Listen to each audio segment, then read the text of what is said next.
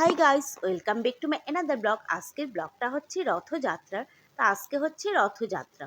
আমি সকাল সকাল উঠে স্নান টান সেরে তারপর আমার গোপুসোনাকে আর ঘরের পুজো দিয়ে দিলাম। এখন আমি কয়েকটা কুমড়োর পাতা এনেছি। এই কুমড়ো পাতা বা কুমড়ো পাতাগুলির মধ্যে আমি ছোট মাছ দিয়ে পকোড়া বানাবো। এই ডিশটা আমার খুব ফেভারিট, এটা খেতে আমার খুব ভালো লাগে। তাই এই পাতাগুলিকে এনেছি। রান্না টান্না শেষ করে তারপরে আমি চলে যাব রথের মেলা। তো ফাইনালি আমি আর গুনগুন সোনা চলে এসেছি, ওর বাবাও এসছে। ওর বাবা আমাদেরকে একটু ভিডিও করে দিল। আমরা এসেছি রথের মেলা দেরি আছে, তো তার আগে আমরা এসে মা মেয়ে সেজে গুজে বসে রইলাম। আমরা দিঘির পাড় বসে আছি, জগন্নাথ দিঘির পাড়। আর এখনো রথের প্রস্তুতি চলছে। তো এই জন্য আমরা ভিড়ের মধ্যে না গিয়ে একটু দূরে বসে দিঘির পাড় বসে দেখছিলাম। আর চারিদিকের ভিউটা খুব ভালো লাগছিল। তাই আমরা মা মেয়ে বসে রইলাম। আর ততক্ষণে রথেরও প্রস্তুতি হয়ে যাবে। তারপর রথ যখন মন্দির থেকে যখন রথটাকে বের করবে তখন আমরা যাব। এর আগে আর গিয়ে ভিড়াভিড়ির মধ্যে দাঁড়াবো না, কারণ ভিড়াভিড়ি করে ঠেলা ধাক্কা করে কোনো লাভ নেই। ভিড়াভিড়ি এইসব আমার পছন্দ হয় না। আমি একদম ফ্রিলি একটু দূরে দাঁড়িয়ে দেখব। আর গুনগুনের বাবা বসে আছে। তো এইদিকে রথযাত্রা শুরু হয়ে গেল। যখন রথটাকে টেনে মন্দির থেকে বের করে রাজপথে এনেছে, তখন আমি গুনগুনের বাবা রথের সাথে সাথে একটু ঘুরছিলাম।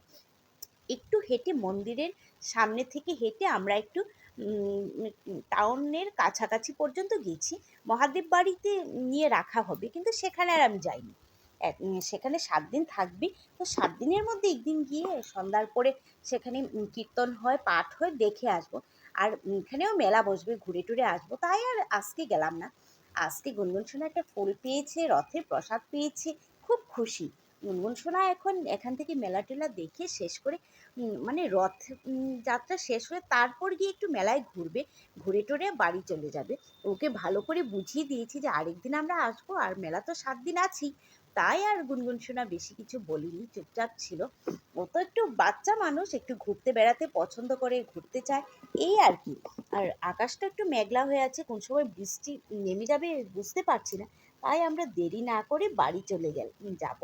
মেলায় একটু ঘুরে টুরে গুনগুন সোনা আর আমি একটু ফুচকা আর চাট খাবো। এগুলি খেতেই চলে যাব, এগুলি আমার ভালো লাগে।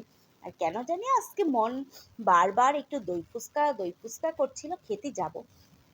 এই জন্য বললাম গুনগুনকে বুঝিয়ে। তো সব শেষ করে আমরা মা মেয়ে খুব আনন্দ করে, তিনজনই মজা করলাম, আনন্দ করলাম। তারপরে বাড়ি চলে এসেছি। এখন আমি একটু গা হাত পা ধুয়ে ঘরটা ঝাড়পুছ করে তারপর আমি গুনগুন সোনা গোপু সোনাকে পুজো দেবো। আমার গোপু সোনা তো বসে আছে, ওকে নিয়ে যাইনি। তো ওকে পুজো টুজো দিয়ে তারপর গুনগুনকে পড়াবো। ততক্ষণের জন্য বাই ভিউয়ার্স।